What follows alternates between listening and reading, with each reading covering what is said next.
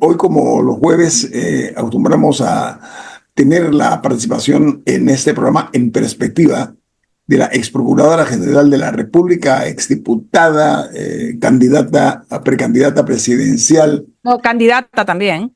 candidata, discúlpeme, Gracias, Camila. Ana Matilde también tiene dentro de su extenso currículo años dedicados a la educación en materia de lo que es la Facultad de Derecho. Ha ocupado cargos muy importantes. Vamos a dejarlo así. Por ahora, Ana Matilde, buen día, ¿cómo está? Buenos días, estoy muy bien, gracias a Dios. Qué gusto saludarlos y gracias por esta invitación que me reiteras los jueves. Ya estoy haciéndome como parte de la planilla sin pago. Es parte de relevo de prueba, ¿no? Sí, sí, importante que no hay conflicto de interés aquí. Eh, el único interés nuestro es servir al país. Gracias, igual el mío. De una manera muy directa, por eso siempre te considero, porque eres de las personas que se atreve a decir las cosas como son, ¿no? Como le digo yo, sin arrugas, una forma lisa, llana, ¿no? Ana Matilde, hay una noticia que está hoy en primera plana del diario La Prensa, que se refiere a que 53 años después, más del medio siglo, del hecho aquel todavía en la penumbra de la desaparición del sacerdote español Héctor Gallego, eso ocurrió en Santa Fe de Veraguas. Bueno, se ha anunciado ahora por parte del Ministerio Público que se va a reabrir este caso de la desaparición de este sacerdote.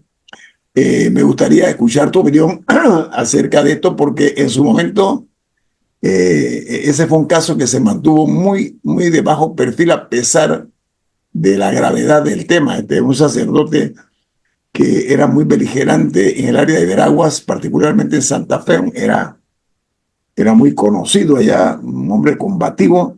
Bueno, desapareció y a la fecha, siglo XXI, se desconoce dónde están sus restos. Ana Matilde Gómez, de su perspectiva como ex procuradora general de la República, que Sí. este se reabra después de 53 años, ¿qué implicaciones tiene? Bueno, lo primero que me gustaría decir es que el caso Gallegos, como otros que se dieron durante el periodo de la dictadura militar en Panamá, son casos que revisten temas de derechos humanos. La desaparición forzada de personas, que es un estándar que tuve la oportunidad cuando fui diputada de la República, poder presentar un proyecto de ley que se hizo ley de la República para que Panamá entrara a los estándares internacionales de la Convención Interamericana en materia de desaparición forzada. Y es que si la última vez que a usted se le ve con vida está en manos de algún estamento del Estado, es un delito de desaparición forzada. Así se considera y hasta que su cuerpo no aparezca, usted sigue en condiciones de desaparición forzada, porque eran los estamentos de seguridad los que se lo llevan. Recuerden que el padre Gallegos, el padre colombiano de ascendencia española, como bien dices, estaba en una misión o en un trabajo de concienciación de los asentamientos campesinos o de los grupos campesinos en las áreas de Veragua, hacia la parte norte, hacia Santa Fe, respecto a los latifundios que ahí había y el tema de lo que se puede considerar la explotación y el despojo sistemático de las tierras de los campesinos, y él empezó a organizarlos en forma de cooperativas, ¿verdad? Trayendo una visión que podía ayudarles o contribuirles a que ellos bajaran sus niveles de pobreza y llegaran a niveles de autosuficiencia. Dicho esto, el padre en un momento determinado, y lo puedo recordar porque en su momento me tocó la oportunidad también de estar en lo que fue en el Ministerio Público la Fiscalía Especial, una fiscalía que se creó después de la dictadura, cuando cae el gobierno militar, o cuando cae el periodo militar en Panamá, se establece en el Ministerio Público una fiscalía especial para los casos Mendizábal Falconet, el caso Gallegos, el caso Eliodoro Portugal, y otros que ahorita mismo se me escapa, que eran precisamente personas que durante ese periodo desaparecen, no se sabe su paradero o se encontraron sus cuerpos y tenían signos de violencia o habían sido de alguna manera detenidos o habían estado involucradas las fuerzas, ¿cómo te digo? Los militares, ¿no? La Guardia Nacional, llamada entonces Guardia Nacional. Luego, en ese periodo prácticamente se llevó a juicio hubo juicios, se fue ante jurado de conciencia, pero algunos casos quedaron en lo que se puede entender como una impunidad crónica, porque los verdaderos culpables o responsables intelectuales o incluso ejecutores, pero de altos rangos militares, tenían lo que se conoce por una tradición que viene de Italia, del código Omertà, que es no hablar, o sea, que estar callados, tú no le puedes sacar nada. Recuerdo que tuve otra oportunidad y es ser la directora ejecutiva legal de la Comisión de la Verdad, que se crea precisamente para investigar los crímenes, muertes y desapariciones del periodo de la dictadura. A mí me correspondió armar todo el diseño de investigación en la Comisión de la Verdad, creada en el gobierno de la presidenta Mireya Moscoso, que se hace para precisamente reabrir todos estos casos. Y luego cuando tengo la oportunidad, y ahí fue muy difícil conseguir testimonios, nos movimos por todo el país con un equipo que se armó, etcétera, etcétera, y se levantó información. Cuando me corresponde el gran privilegio de ser la primera mujer procuradora general de la Nación, yo creo le explico al presidente en ese momento, Martín Torrijos, que todo lo que se había hecho en esa comisión para los familiares iba a ser muy difícil conseguir resarcimiento si eso no estaba dentro del Ministerio Público, porque esa había sido una comisión especial creada fuera de las instituciones constitucionales o legales, ¿no? O sea, tenía un marco jurídico, sí, pero no era dentro del Ministerio Público y había que darle a la familia la certeza de poder ir contra el Estado panameño para pedir su resarcimiento en la medida que el Estado panameño hubiera institucionalizado dentro de sus instituciones constitucionales, en este caso el Ministerio Público, esas investigaciones. Y designo a la fiscal Janet Robeto en ese momento y se crea esta fiscalía que recogió todos estos casos. Oiga, les voy a decir que eso es bien difícil cuando uno trata de remontarse. Puedo recordar, a mí me tocó ir a entrevistar a su casa a Aníbaldo Madriñán, que en paz descanse, un hombre que había sido jefe del DENI y una persona que se le atribuye atribuían pues en vida una cantidad de atrocidades como parte de un grupo especial que venía de Noriega. No es que toda la guardia operaba de la misma manera, era que había la cabeza y había distintos niveles de jerarquía que respondían especialmente a ese tipo de operaciones especiales. Así que el caso del padre Gallego, si bien se logró determinar con Jacinto Peña, puedo recordar el nombre, ahorita me vienen a mi mente recuerdos, ¿no? De un campesino que logra narrar, él lo tenía hospedado en su rancho, en su casa esa noche, que llega un carro militar, él describe cómo llegan, cómo tocan la puerta, cómo se llevan al padre, él siente unos quejidos, o sea, que hubo empujones, hubo una sacada a la fuerza y demás. Y el padre no era un hombre ni corpulento, no, o sea, no era corpulento, no era violento y para nada, o sea, no se resistió. Así que de ahí en adelante todo ha sido pues distintas narrativas en distintos espacios de tiempo y personas. Y qué bueno que la Comisión Interamericana, tengo entendido que el Tribunal Superior de Coclé y Veraguas, o sea, del Distrito Judicial que ordena la reapertura, es siguiendo una disposición de la Comisión Interamericana de Derechos Humanos. O sea, que en efecto los familiares han llevado este caso ante las instancias internacionales que corresponde. La Comisión Interamericana sería como los fiscales del sistema interamericano de la convención, ¿verdad? Y pues de alguna manera esto ojalá nos lleve a dar finalmente con los restos, porque ustedes recordarán que una persona muy amiga de la presidenta Moscoso le sugiere un perro que era un buscador de huesos. Ese perro lo trajimos, fue todo como toda la emoción con el perro nos llevó a distintos lados y después resulta que ese señor salió acusado de que era un farsante. Bueno, eso fue terrible. Terrible. Con ese perro fuimos hasta Coiba. Se fue a todos lados buscando también, por ejemplo, los restos y el caso de Floyd Britton. O sea, hubo muchos casos de ese periodo oscuro de la historia panameña, pero real, y que las generaciones presentes prácticamente no han tenido, no lo conocen. Ahí está la documentación que sacó la Comisión de la Verdad, el libro que documenta todo el trabajo que se hizo, pero eso, por más que se sugirió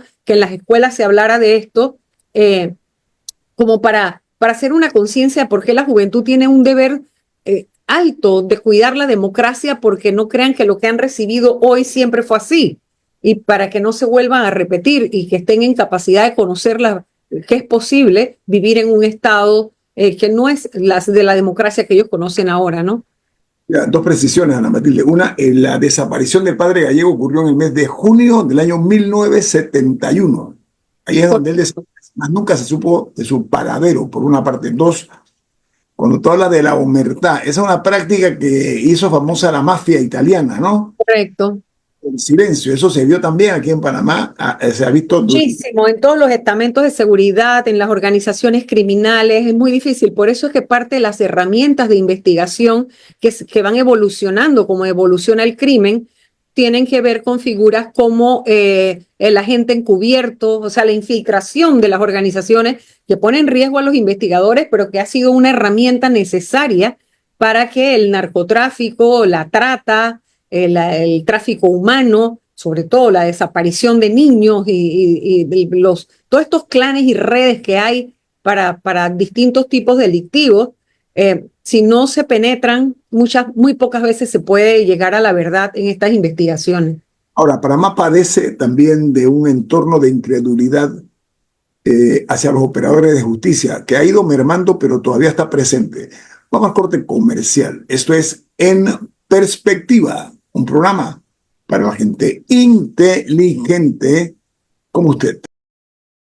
Amigos, ayer hizo mucho ruido una información que se genera por un anuncio que se conoce por parte de la Cancillería, de que el ministro de Relaciones Exteriores, canciller Javier Martínez Hacha, citó a la embajadora de Nicaragua para hacer de su conocimiento la inconformidad por parte de la actual administración o por el gobierno panameño, porque el expresidente Ricardo Martinelli ha estado utilizando esa sede diplomática nicaragüense en nuestro país como lo que llaman un espacio para reuniones políticas. Y eso contraviene las reglas muy claras, porque la diplomacia tiene reglas absolutamente claras, y esto va a generar, ya está comenzando a generar pues muchos comentarios acerca de esto, porque obviamente el hecho de que lo haya hecho el canciller no es otra cosa que, me imagino yo, que siguiendo los lineamientos del presidente de la República, José Raúl Mulino, quien es el que maneja y es responsable de la política exterior de nuestro país. Ana Matilde Gómez, me gustaría escuchar su opinión. Mira, correcto, y aunque lo veo bien, el pronunciamiento del canciller, que por supuesto, como tú bien dices, debe seguir las instrucciones del presidente de la República, quien por mandato constitucional rige la política exterior del país, aunque es bueno lo que ha hecho, es insuficiente. Hay internacionalistas ya han escrito sobre esto. El doctor Julio Linares tiene varios escritos, varias entregas, por ejemplo, en el periódico La Prensa, en donde él explica convenios internacionales que Panamá está desconociendo desde el punto de vista, por ejemplo, que la embajada nicaragüense le ha cedido su sede original al delincuente Ricardo Martinelli, retirándose y alquilando o comprando otro espacio, o sea, otro inmueble, lo cual es totalmente ilegal o viola convenciones internacionales en la medida que ese traslado no ha sido autorizado por el gobierno acogente o el gobierno sede, donde está la sede, que es Panamá. Si Panamá no ha dado esa autorización, ellos no pueden operar desde otro sitio. Recordemos que Martinelli, el expresidente Martinelli, es un delincuente condenado por delitos de blanqueo de capitales, es decir, todo el dinero en coimas que cobró por las obras públicas de las que se aprovechó, las lavó en la banca local, las lavó en el mercado internacional, y es información que vino de Suiza, de Andorra, de Brasil, de Estados Unidos, no es un invento de Panamá. O sea, no estamos hablando de una persona que está perseguida políticamente, no. Eso no es lo que está pasando. Es una persona que luego de dejar su cargo, como en otros países, lo que pasa es que aquí todavía hacemos alboroto por expresidentes que se condenen o que se enjuicien. Pero en el caso Odebrecht, en este caso Blue Apple, caso New Business, todos los distintos casos que se han investigado, que hay de por medio altas figuras que fueron funcionarios gubernamentales, debemos dejar de espantarnos, porque tristemente es así. Lo que está tarde Panamá es en lograr las condenas efectivas, y cuando las logra, en este caso como en el del señor Ricardo Martinelli, que se ha logrado que la justicia cumpla su misión de condenar, su misión de llegar al final, porque puede ser condenar o absolver, pero en este caso encontró suficientes méritos para condenar, no se haga efectiva la condena. Y por eso es que Panamá sigue como con grandes pendientes en materia de corrupción a nivel internacional, porque cuando se trata de personajes con alto poder económico, político, oposición social, a Panamá le cuesta mucho, no sé por qué. Todavía estamos como en ese ambiente muy social, muy pequeñito, de que bueno, pues, pero pobrecito, y bueno, pues, pero ya lo hizo, pero no. Además que es primitivo, Ana Matilde, eso es absoluto. Totalmente, totalmente. Mira, Pasado. mira No, cuántos presidentes de América Latina están presos. Uno hasta se suicidó. En Perú ya lleva 3 al hilo condenados por estos casos y Panamá todavía ni siquiera celebra la audiencia de fondo del caso de Brecht. yo te No, y pregunto, a todo esto, en casos en los que sí se logra hacer el juicio y sí se llega a una condena, también luego tenía la gente prófuga que simplemente ya estaba condenada y no cumplía. Entonces ahora se entregan y algunos les están dando trabajo comunitario a pesar de haber huido de la justicia, se les recompensa con estos A acuerdos. ver, Aunque vemos que Valeria, algunos están siendo apelados, el de Damaso García, por ejemplo, sí. ese se apeló, pero ni siquiera es suficiente con hacer el proceso judicial. Aún con la condena en firme nos cuesta. Y mira que esa es una evolución que también tenemos que hacer, Camila, porque en efecto lo que busca una sociedad no es venganza, sino justicia. Y al haber justicia, los términos de la justicia deben cumplirse como ella está diseñada. Y el trabajo comunitario es parte de las modalidades de pena. O sea, es un cumplimiento de una pena y debiera servir para la vergüenza pública, para el escarnio público. Es decir, por supuesto, bueno, en Panamá no hay esos estigmas, creo que ya casi en pocos países del mundo, que estén vestidos de una forma determinada para hacer el trabajo comunitario. Pero en efecto la gente los verá y los reconocerá y sabrá que están haciendo trabajo comunitario producto de esa condena. Y esa condena es el resultado de un abuso en el ejercicio de un poder público que los llevó a quedarse con patrimonio de todos los panameños en una gestión pública, que es lo peor que puede hacer un servidor público. pero Ana Matilde, Pero en ese incluso parte de, creo que fue la semana pasada, la gente estaba haciendo la comparación del caso de una mujer que la agarraron vendiendo brownies con marihuana en una estación del metro, creo que la agarraron, y ella estaba condenada por no sé, no recuerdo cuánto tiempo, pero a ella sí le iban a meter presa, pero una persona que estuvo condenada por peculado como por $500,000, no recuerdo la cifra exacta, no, a ese sí le dan trabajo comunitario, entonces también hay un tema de proporcionalidad de los delitos. Entonces, bueno, si decidimos que queremos bajar el hacinamiento carcelario y que vamos a querer más trabajo comunitario porque hay que limpiar aceras o recoger basura, es que, bueno, vamos a hacer trabajo comunitario. Eso se le tiene que extender a gente para otro tipo de delitos no violentos. No puede ser solamente para quienes han ostentado una cierta cantidad de poder. Entonces, si decidimos como sociedad que es una medida que queremos repartir más, está bien, pues, pero no puede ser exclusiva para ciertas personas. Sin obviar que aunque el delito del narcotráfico, venta de drogas, distribución de droga no tenga una violencia evidente, tiene una violencia latente que acaba con la juventud y es un delito dañino, perverso. Dicho eso, concuerdo en que tiene que haber proporcionalidad porque lo que no puede ser es que el de los delitos de cuello blanco tengan un tratamiento tan especial que pareciera contribuir a la impunidad crónica que hay o que no desincentive la mala conducta en el ejercicio del poder público. Ana Y Matilde, muchas veces los delitos de cuello blanco son los que crean las circunstancias sociales bajo las que después se dan los otros delitos. Son los que muchas veces promueven la desigualdad y promueven la pobreza o la fomentan, no sé cuál sería el verbo correcto. Son caldo de cultivo para eso, entonces también pueden ser las causales de los otros, indirectamente. voy a ser más directo, Ana Matilde. Voy a ser más directo porque es la única manera, como puedo decirlo. Ha habido en las últimas décadas una politización de la judicatura. Y tú lo sabes, y yo lo sé, y lo sabe la gente que piensa de este país. Uno. Dos, la impunidad ese es un tumor que no se ha podido, en ningún gobierno se ha atrevido, así como la Caja de Seguro Social, no se han atrevido a extirpar ese tumor. Aquí se maneja el concepto que dicen los mexicanos, y lo voy a repetir, dice, a la cárcel van nada más los pobres y los pendejos. Eso dicen los mexicanos, que saben lo que es la corrupción en gran plan. Esa es la parte más onerosa que paga nuestra sociedad todos los días. Pero, Matilde, ¿por qué razón no se castiga a los corruptos?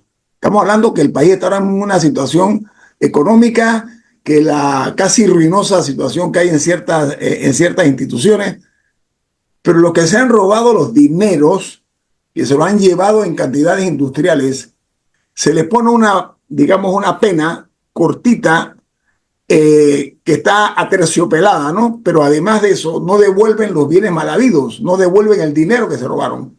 Si aquí se recogiera todas esas fortunas que se han llevado un grupo de avivatos descarados y delincuentes, oye, se puede paliar en alguna forma algunas necesidades de escuelas, centros de salud, etcétera. ¿Por qué no se hace eso, Ana Matilde, en tu opinión como ex procuradora y abogada? Claro, cuesta mucho y sobre todo también porque en el ideario colectivo, o sea, la propia sociedad tiene que ponerse de acuerdo para que aunque sea tu vecino, tu pariente, tu compadre, tú dejes de estar tratando de cambiar la ley cuando la ley te toca. Es decir, en los temas de corrupción, la corrupción alcanza el poder y cambia las leyes. No se olviden que en el gobierno de Ricardo Martinelli, que él ostentó mayoría legislativa, comprada porque fueron los tránsfugas, recuerdan ustedes, él no había ganado la mayoría legislativa y la logra a partir de una serie de presiones y de rejuegos politiqueros y de dinero, mucho dinero que se repartió de gente que todavía están ahora como gobernadores, como en otras posiciones, porque lo único que hacen es como reciclarse dentro del sistema. Cambiaron las normas, todos los delitos contra la administración pública les bajaron la pena. O sea que había sido un esfuerzo. Lo que quiero transmitir con esto es que vean cómo se organiza la corrupción para ella misma mantenerse siempre en el poder y alcanzar aquellos espacios que pueden mejorarle sus condiciones para el evento de caer. Porque cuando están legislando, legislan por si ellos caen. Por eso es que cuesta tanto pasar normas tan duras, porque empiezan a verse reflejados en la norma. Y resulta que no se atreven, no querían conflicto de interés. Bueno, pasó todo un periodo para que el que yo había presentado lo aprobaran después. Y todas las normas las atemperan, porque siempre se ven reflejados en la posibilidad de que esa norma se les aplique. Entonces, todo esto es parte de la trama de lo que es la corrupción, que es un fenómeno sistémico. Sí, Ana Matilde, ahora hay una realidad. Los gobiernos subsiguientes o los recientemente transcurridos en el poder no se atrevieron a tocar el tema de la participación del señor Martinelli en el tema político desde la Embajada de Nicaragua, lo cual me parece que es el hazmerreír del mundo diplomático, porque dicen que este es un país donde todo es posible. Incluso, Totalmente. El gobierno de Nito Cortizo fue totalmente blandengue, totalmente pusilánime en la conducta de internacional. O sea, esa permisividad que se dio, lo único que podía llamar era la duda de la complicidad. ¿Y qué tipo de complicidad puede haber en cosas como esta? Una complicidad que pasa necesariamente por comprar esas voluntades, o sea, que someterlas a partir de algún pago. Eso es lo que todo el mundo puede pensar en situaciones como esta, porque eso no son favores de que, ay, por favor, déjame que yo aquí traiga y redecore y haga fiesta o reciba personas. Nada de eso puede pasar, porque recordemos que es una persona condenada. también hay que ver una cosa, el refugio del expresidente es en la embajada de un país donde la democracia no existe. Hay que entender también eso. Entonces, hay una mixtura, hay una mezcla de factores que hacen de este caso realmente que está mucho en el ojo público, porque Nicaragua está permanentemente en las noticias. ¿Tú viste lo que allá dijo Ortega? Dice, aquí no queremos más drones cerca de la presidencia, de la policía, de tales oficinas. O sea, es un hombre con puño y mano fuerte en ese país. Lo tiene bajo un yugo. No, es un dictador, digo, de hecho, mira cómo ha colocado a la esposa en una posición inventada, o sea, pero de cogobernar, o sea, copresidencial. Por eso lo que pasa es que me parece a mí diplomáticamente dificulta más todavía ese manejo. Vamos al corte comercial. Esto es En Perspectiva, un programa para la gente inteligente como usted. Mire, la sociedad panameña hasta ahora ha reprimido su ira con relación a la impunidad. Yo me pregunto, el importante sector de los más necesitados, los más pobres, que ven cómo a los que pertenecen a esa clase social ven la exigencia que se le hace cuando cometen delitos menores, pero a los que cometen delitos millonarios no les pasa nada. Yo creo que eso genera en alguna forma resentimiento, pero hay el caso del IFARU. Vamos a tocar el caso del IFARU que está tomando ahora cierto tipo de importancia.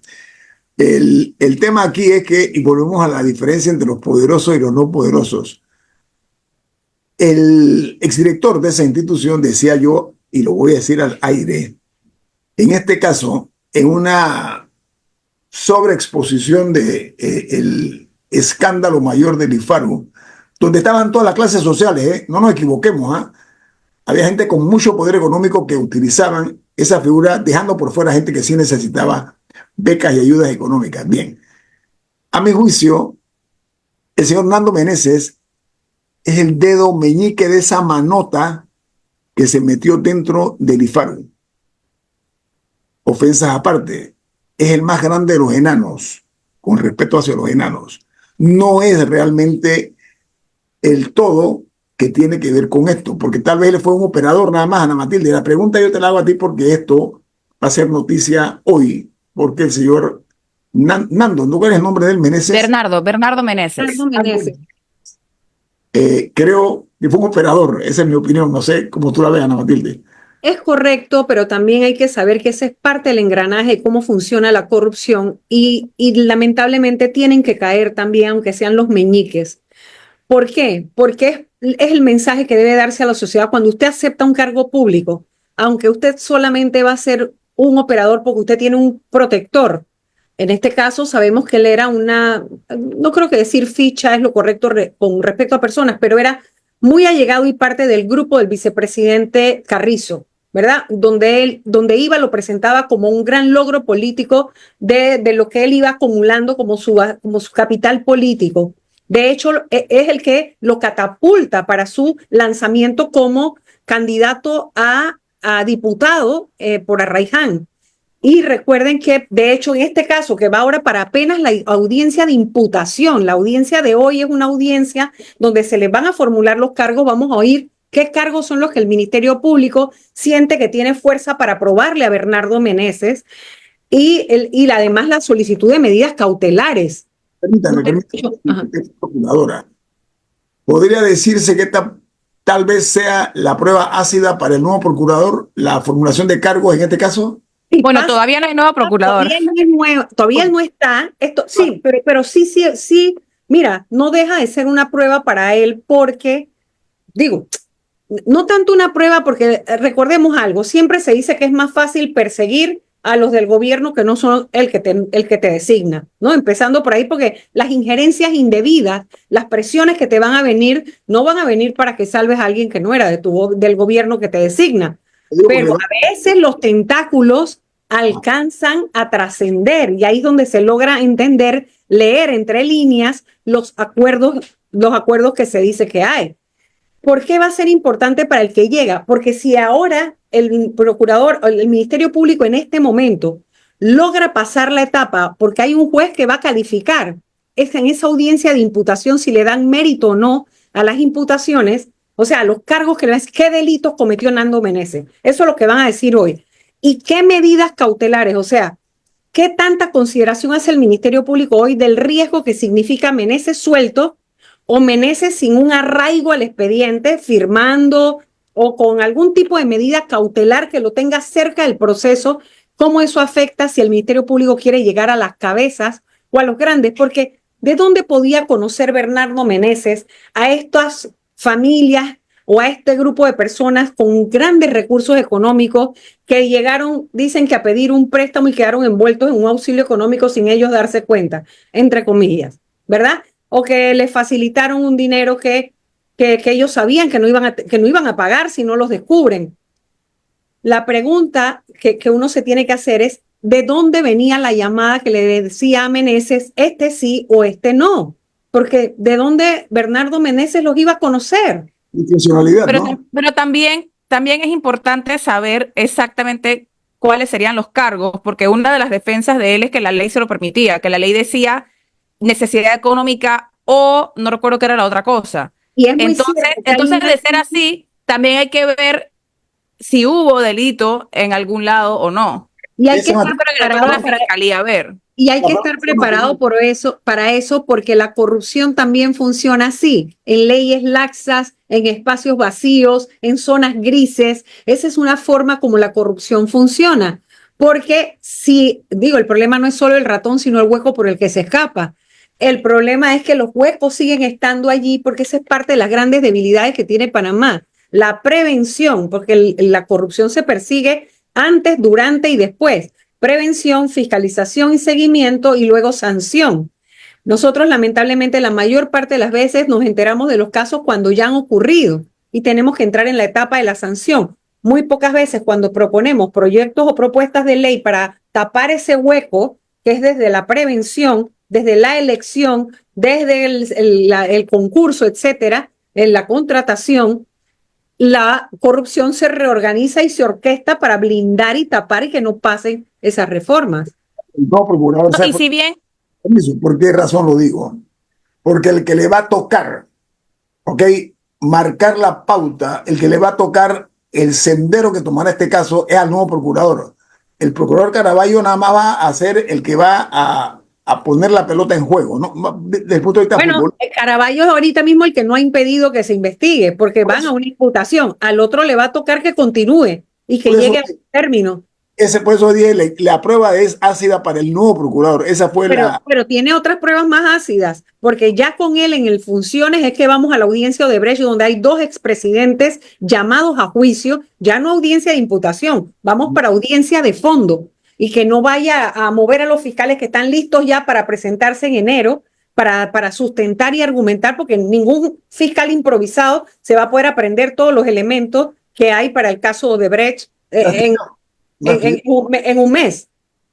Sí, pero okay. un caso que también va a llegar algo debilitado porque algunos de los que estaban incluidos ahora ostentan cargos que les permiten algún nivel de, como diputados del Parlacén, Como etcétera. del Parlacén, que bueno, ustedes vieron el llamado de los obispos, hasta los obispos, ay, perdón, que aquí tuve un problema de audio, que los obispos centroamericanos han pedido que el Parlacén retome la ética. ¿Qué ética? Y además los vínculos tan directos que hay con Nicaragua. Y miren, no sirven para nada. Miren lo que está pasando en Nicaragua y el Parlacén, ¿qué dice? Es solamente un refugio para la impunidad crónica. Pero sí recibe una presión social el hecho de que la iglesia se involucre en la lucha no únicamente contra la corrupción, sino contra la impunidad. Creo que deben cumplir ese rol, porque la iglesia los escucha y la voz de la Iglesia Católica todavía tiene fuerza. Tenemos que irnos. Ana Matilde Gómez, ha sido un placer que esté con nosotros esta mañana. Gracias a ustedes, como siempre, por la invitación y la oportunidad de participar. Ha finalizado En Perspectiva, un análisis para las mentes inteligentes. Por los 107.3 de Omega Estéreo.